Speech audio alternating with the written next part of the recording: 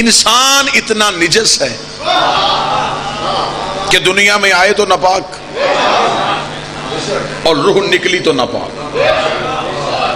اس کا مطلب ہے کہ انسان ہے، ابتدا بھی ناپاک ہے، انتہا بھی ناپاک. وہ پاک ہے، یہ ناپاک ہے. پاک اور ناپاک دونوں ضدیں ہیں، اور علم کہتا ہے کہ ضدیں کبھی بھی ایک نہیں ہوتی. سورج چاند یہ ضد ہے، ایک نہیں ہوں گے. مشرق مغرب، دن رات، یہ ساری چیزیں ضدیں کبھی ایک نہیں ہوتی. اللہ اور بندہ ضد ہے. اب ان دونوں کو ایک ہونا ہے. علم کہتا ہے کہ نہیں ہو سکتے. بندے نے کرنی ہے اللہ کی عبادت، اللہ نے دینی ہے انسان کو نعمتیں. نعمتیں دینا اس کا کام ہے، بندگی کرنا ہمارا کام. علم یہ کہتا ہے کہ تم دونوں ایک نہیں ہو سکتے. اب ہم نے ان دونوں کو ایک کرنا ہے تو پھر کیسے ہوں؟ اس کی میں مثال دیتا ہوں.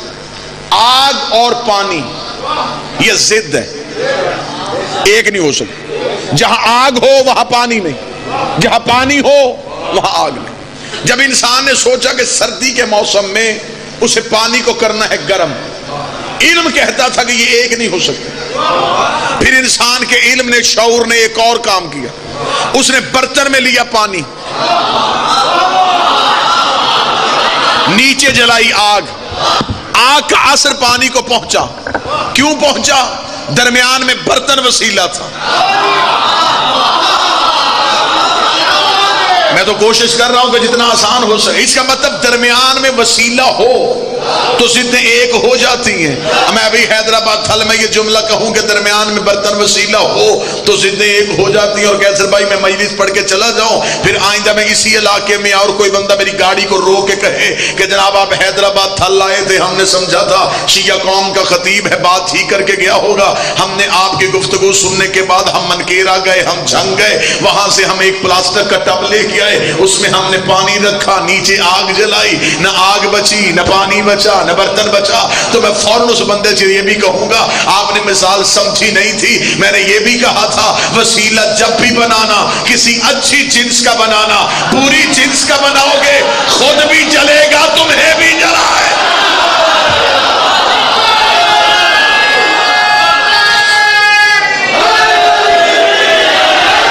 بسم اللہ. سیدہ عزت دے. اور وسیلہ کوئی بھی،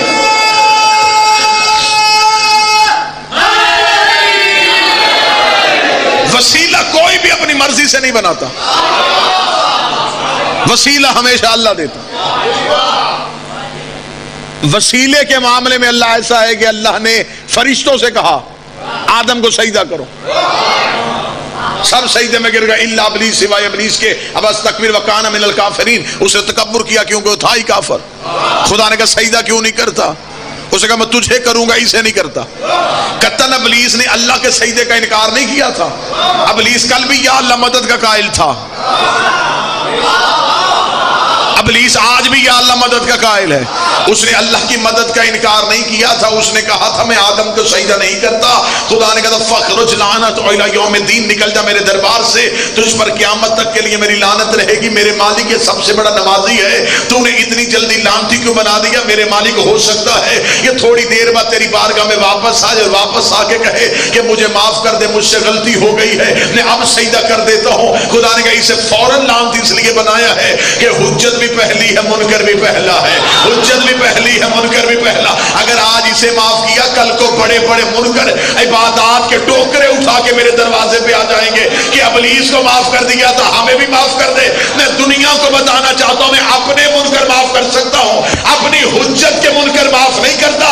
اب حیدرآباد کا جوان طبقہ مجھے بول کے بتائے جب اللہ آدم صفی اللہ کا منکر برداشت نہیں کرتا تو علی ولی اللہ کے منکر کو کیسے برداشت؟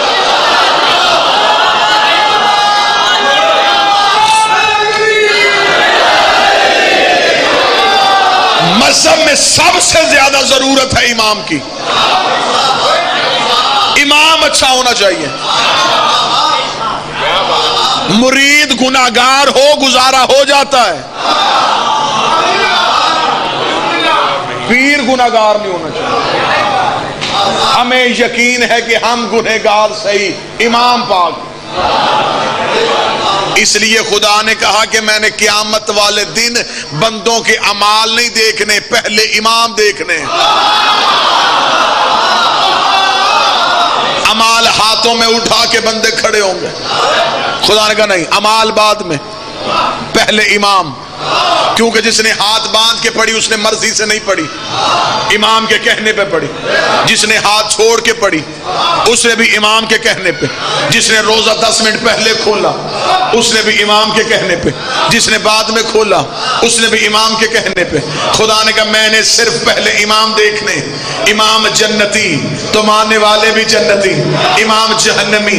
वजअलना आइमतन यदऊना इला नार, और कुछ ऐसे इमाम भी होंगे जो खुद भी दोज़ख में जाएंगे, मानने वालों को भी दोज़ख में लेके जाएंगे। इसका मतलब पहले इमाम देखा जाएगा। बंदे परेशान हो सकते हैं, अलीयुन वलीउल्लाह पढ़ने वाले परेशान नहीं हो सकते, इसलिए कि हमारा इमाम सिर्फ जन्नती नहीं, मालिक जन्नत भी है। सिर्फ जन्नत में जाने वाला नहीं। यकीनन मेरे अहले सुन्नत भाई अगर तशरीफ फरमाओ तो मैं उनके लिए गुजारिश करूं। किसी बंदे ने कहीं 5 मरले जगह ले ली, कैसे भाई वो पहले पता करवाता इस जगह का मालिक कौन है। ये बात तो कोई मुश्किल नहीं है। बंदा किसी जगह को पसंद कर ले और बंदा मालिक ढूंढे, पता चले मालिक यहां रहता ही नहीं। सुबह सुबह एक बंदा दरवाजे पे दस्तक दे, वो कहे ये जगह मैं बेच देता हूं। बंदा उसे पूछे तू मालिक है, वो कहे नहीं जी मैं मालिक का सुसर हूं। सुसर समझते हैं, सोहरा। तो क्या वो बेच सकता है? शाम को 2-3 बंदे और दरवाजे पे आ जाए, वो कहते उसे छोड़ हम बेचते। तुम मालिक हो, वो कहे नहीं हम मालिक है, यार है। यारों से सौदा ले सकते हो, यार वो जगह बेच सकते हैं। इसका मतलब है पढ़े लिखा बंदा हो या अनपढ़ हो, उसे भी इतना अकल और शऊर अल्लाह ने दिया है। वो कहता है कि हमेशा सौदा उसी से करना है जो मालिक हो, जो मालिक हो। इसका मतलब अल्लाह ने इतनी अकल दी है, 5 मरले के लिए ये पता करता है कि मालिक कौन है। सारी जिंदगी जन्नत ढूंढता रहा और मौलवी से पूछा ही नहीं कि जन्नत का मालिक कौन है।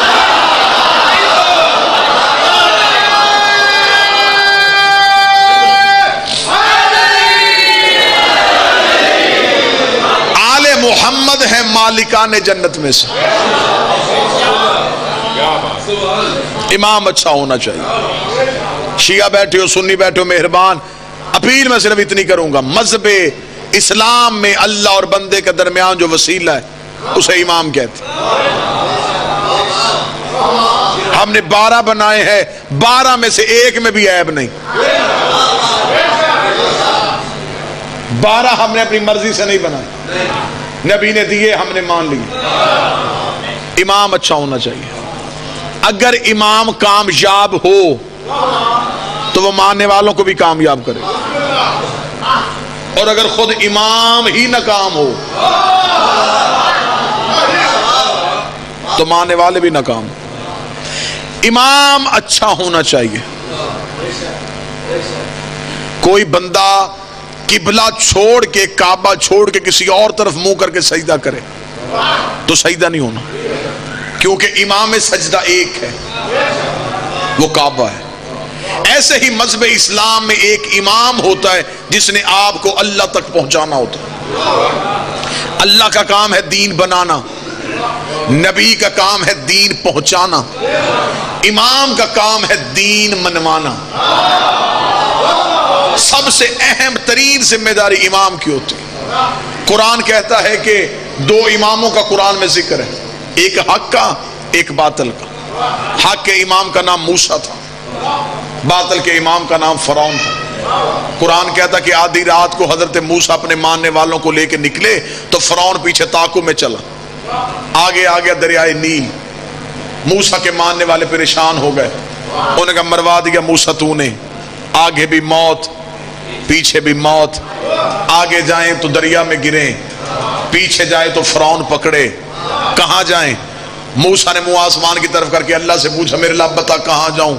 कौम ने मूसा से पूछा, موسیٰ نے اللہ سے پوچھا، قوم نے موسیٰ سے پوچھا، موسیٰ نے اللہ سے پوچھا۔ خدا نے کہا طریقہ یہ ہے، قوم امام سے مانگتی ہے، امام اللہ سے مانگتا ہے۔ قوم نے موسیٰ سے پوچھا موسیٰ کیا کرے؟ اتنا کہنا تھا یا موسیٰ نے پروردگار سے پوچھا میرے مالک کیا کرنا چاہیے؟ آواز پروردگار ہے موسیٰ پریشان کیوں ہے؟ ہم نے تجھے عصا موجے پہ دیا، عصا کو دریا پہ مار۔ قرآن کہتا موسیٰ نے عصا کو دریا پہ مارا، دریا میں رستہ بن گیا۔ موسیٰ کے پیچھے قبیلے 12 تھے، قومیں 12 تھی، 12 قبیلوں میں جنگ چھڑ گئی۔ ایک نے کہا ہم گزریں گے، دوسرے نے کہا ہم گزریں گے، تیسرے نے کہا ہم گزریں گے۔ موسیٰ نے کہا میرے مالک قومیں 12 ہیں، رستہ تو نے ایک بنا، توجہ میری طرف، رستہ تو نے ایک بنا دیا۔ آواز پروردگار ہے موسیٰ پریشان نہ ہو، دوبارہ عصا کو دریا پہ مار۔ موسیٰ نے دوبارہ عصا کو دریا پہ مارا۔ قرآن کہتا رستے بن گئے 12، رستے بن گئے 12، رستے بن گئے 12۔ چپ رہو یا بول پڑو، ہدایت کے رستے ہوتے ہی 12 ہے، نجات کے رستے ہوتے ہی 12 ہے، نہ 3 بنے نہ 13 بنے، ہدایت کے رستے ہوتے ہی 12 ہے۔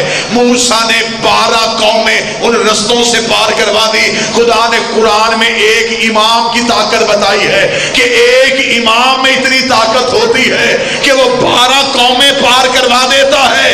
12 اماموں میں اتنی طاقت نہیں کہ وہ ایک قوم کو پار کروا۔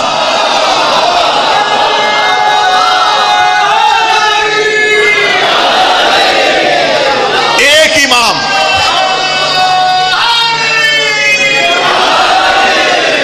لیکن شرط یہ ہے کہ امام اچھا ہو۔ موسیٰ اچھا امام تھا، ماننے والے پار چلے گئے۔ فرعون برا امام تھا، ماننے والے غرق ہو گئے۔ اور مجھے پوری میں ذمہ داری کے ساتھ کہوں، حضرت موسیٰ کے پیچھے سارے بندے اچھے بھی نہیں تھے، کوئی نیک و پرہیزگار بھی نہیں تھے، لیکن پار چلے گئے۔ کیوں؟ اس لیے کہ ان کا امام ٹھیک تھا۔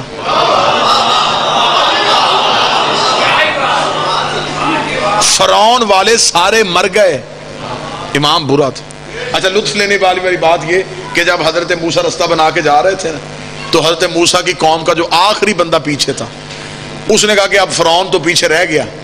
اس جب پیچھے مڑ کے دیکھا تو فرعون بھی پیچھے ہی آ رہا تھا۔ وہ پریشان ہو گیا، اس نے آواز دے کے حضرت موسیٰ کو روکا۔ اس نے کہا او اللہ کے نبی بات سن، رستہ تو بند کر۔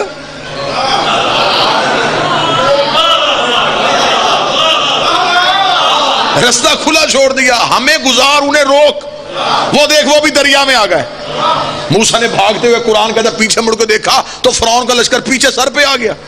موسیٰ نے منہ آسمان کی طرف کہا میرے اللہ انہیں روک۔ آواز پروردگار ہے تو اپنے بچا۔ نہیں نہیں نہیں، شاید آپ کا دھیان ہی نہیں تھا۔ اللہ کی آواز ہے موسیٰ تو اپنے لے کے نکل، تو اپنے لے کے نکل، تو اپنے لے کے نکل۔ میرے مالک صرف بچانا نہیں تھا، فرمایا صرف بچانا نہیں تھا، دشمن پہ تبرہ بھی کرنا تھا۔ موسیٰ تو اپنے بچا۔ قرآن کہتا موسیٰ کا آخری دریا سے قدم نکال رہا تھا، فرعون کا آخری دریا پہ قدم رکھ رہا تھا۔ خدا کہتا اس دن میں نے ملک الموت سے یہ نہیں کہا کہ اسے مارنا ہے اسے بچانا ہے۔ خدا کہتا میں نے نیل کی لہروں پہ وحی کر دی تھی موسیٰ والوں کو چھیڑنا نہیں ہے، فرعون والوں کو چھوڑنا نہیں ہے۔ بندہ پڑھتا علی اور ولی اللہ ہو اور ہاتھ نہ اٹھے، اللہ قیامت والے دن دوزخ کی آگ پہ وحی کر دے گا علی والوں کو چھیڑنا نہیں، علی کے دشمن کو چھوڑ۔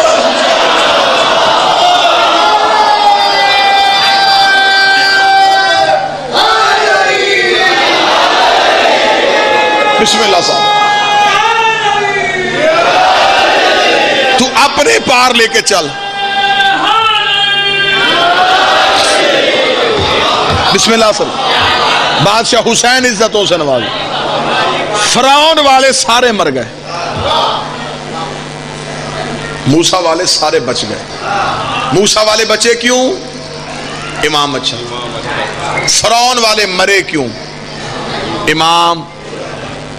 لہذا آخری سانس تک تمہارے پاس موقع ہے، امام اچھا بنا لینا۔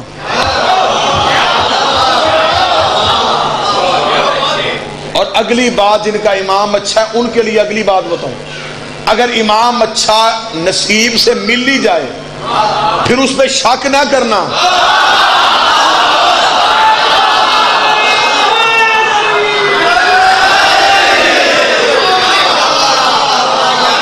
اگر موسیٰ والے کر لیتے شک، مگر انہوں نے بھی جانا تھا، انہوں نے پانی میں پیر رکھ دیا موسیٰ کے پیچھے. امام پہ یقین ہوتا ہی ایسا ہے، موت بھی سامنے ہو امام کا نام لے کے چلے جاؤ. ایک بندہ آیا تھا نا میرے مولا کے پاس، اس نے آ کے مولا سے کہا مولا میں آپ کا شیعہ ہوں. امام نے کہا وہ سامنے تنور میں آگ جل رہی ہے چھلانگ لگا. اس نے کہا مولا محبت زندہ رہنے کے لیے کی ہے،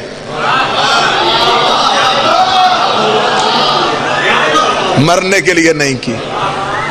اتنا کہنا تھا. یا اس علاقے کا سب سے غریب شخص امام کی بارگاہ میں بیٹھا تھا. امام نے کہا چھلانگ لگا، فوراً گیا تندور میں چلا. دھواں جب اٹھا تو وہ جسے پہلے کہا تھا نا چھلانگ لگا، وہ دیکھنے کے لیے گیا کہ اب تو جھلس گیا ہوگا. جب گیا تو جا کے اس نے دیکھا کہ وہ پھولوں میں بیٹھ کے علی کی تسبیح کر رہا تھا.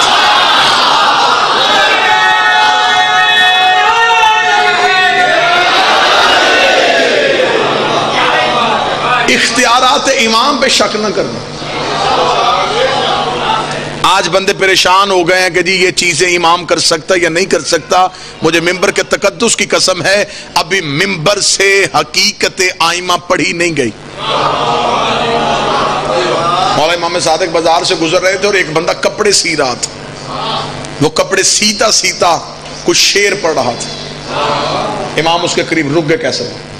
امام نے رک کے کہا کہ تیری آواز بڑی اچھی ہے، کتنا اچھا ہو کہ تو ہماری مدحت کرے،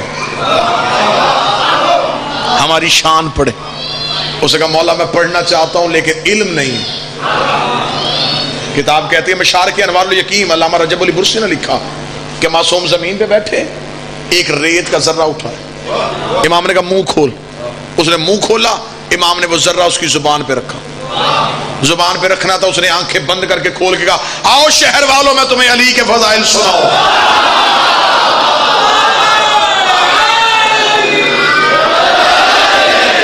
آؤ میں تمہیں علی کے فضائل سناؤں. جب اس نے اتنا جملہ کہا تو لوگ اکٹھے ہو گئے کہ درزی. وہ کھڑا ہو کے اس نے خطبے پہ خطبہ. جب فضائل پڑھنے شروع کیے تو علامہ رجب علی برسی کہتے ہیں کہ لوگوں نے کانوں پہ ہاتھ رکھ لیے، لوگوں نے دماغ پہ ہاتھ رکھ لیا. تو کیا پڑھ رہا ہے؟ ہم نے تو ایسا کبھی سنا ہی نہیں، ہمارا دماغ پھٹ جائے گا. یہ بستی سے نکلا اور ویرانے میں چلا گیا. اس نے آسمان کی طرف منہ کر کے علی کے فضائل پڑھے. پرندے زمین پہ گرنے شروع ہو گئے. یہ دریا کے کنارے گیا، پانی ابل ابل کے کناروں سے باہر آنا شروع ہو گیا. اس کا گرے پان چاک تھا، پاؤں میں نلین نہیں تھی. گرد سے اٹا پھٹا ہوا جلدی سے مدینے شہر میں پہنچا. امام کے قدموں میں بیٹھ کے کیا بھر دیا آپ نے میرے سینے میں. نہ انسان برداشت کر رہے ہیں، نہ چرند برداشت کر رہے ہیں، نہ پرند برداشت کر رہے ہیں. امام نے اس کا ہاتھ پکڑا، بستی سے باہر جا کے امام پتھر میں بیٹھ کے امام کہتے اب تو پڑھ میں سنتا ہوں، اب تو سنا ہم سنتا. معصوم نے فرمایا جو میں نے تمہیں ریت کا ذرہ دیا تھا یہ فضیلت علی میں ایسے ہی ہے جیسے زمین پہ ذرے کی حیثیت. اور ابھی تک ممبر سے ذرہ نہیں پڑھا گیا. لہذا دور جتنا مشکل سے مشکل آتا جا رہا ہے، عقیدہ اتنا مشکل سے مشکل ہوتا چلا جا رہا ہے. عقائد پہ پہرا دیجئے گا، عقیدے پہ پہرا دیجئے گا. مر جانا ہے، سانسوں کا یقین کوئی نہیں، لمحوں کا اعتبار کوئی نہیں. اعمال کا سوال قیامت والے دن ہونا ہے، قبر میں عقیدے کا ہونا ہے. میں اس بندے کو شیعہ نہیں سمجھتا جو مذہب جعفریہ میں ہو اور اعمال کا منکر ہو. اعمال صالح ہیں ہی مذہب شیعہ میں، لیکن اعمال کا سوال قیامت والے دن ہونا. اس سے پہلے بھی ایک کمرہ امتحان ہے جسے قبر کہتے ہیں. قبر میں نماز نہیں پوچھی جانی، روزہ نہیں پوچھا جانا. قبر میں پوچھا جانا ہے عقیدہ. من ربوں کا، من نبیوں کا، من دینوں کا، من قبلتوں کا، من کتابوں کا، من اماموں کا. کمرہ امتحان میں جب سوال نامہ آتا ہے تو اس پہ لکھا ہوتا ہے پہلا سوال لازمی ہے باقی 5 میں سے 4 کر لو۔ اور اگر طالب علم اسٹوڈنٹ وہ پہلا سوال نہ کرے نا جی تو وہ پیپر چیک ہی نہیں ہوتا کہ اس نے لازمی نہیں کیا۔ خدا نے کہا یہ قبر والا لازمی ہے، اس میں کوئی چھٹی نہیں۔ اب بول پڑو تو اتنی محنت کے بعد یہ نتیجہ آپ کا حق بنتا ہے کہ عقیدہ پوچھا جائے گا قبر میں، اعمال پوچھے جائیں گے حشر میں۔ قیامت والے دن اعمال اسی کے پوچھے جانے ہیں جس کا قبر میں عقیدے والا جواب ٹھیک ہو۔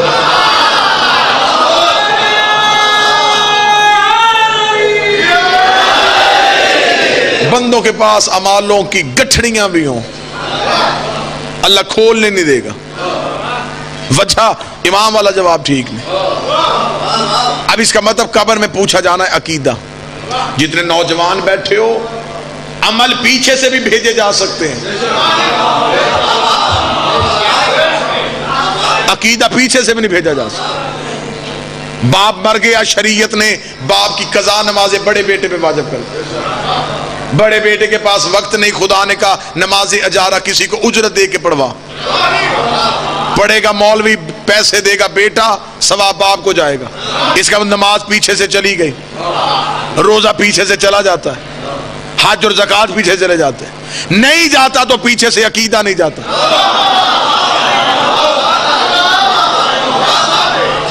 اس لیے عقیدے بہتر رکھنا، عقیدہ بہتر رکھنا، آخری سانس تک عقیدے میں کمی نہ آنے دینا، علی پہ شک نہ کرنا، علی ولی اللہ نہ چھوڑنا، عزاداری شبیر نہ چھوڑنا، توہین سادات نہ کرنا، اور بطول کے دشمن کی عزت نہ کرنا۔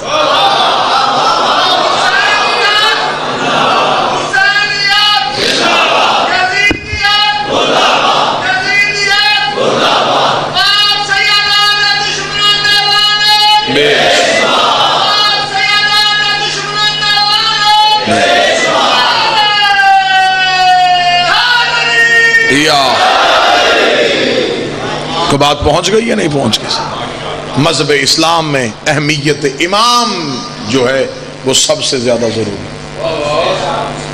بندے زمیندار طبقہ میرے پاس بیٹھا ہے، حر کے پاس نمازیں تھیں، امام نہیں تھا۔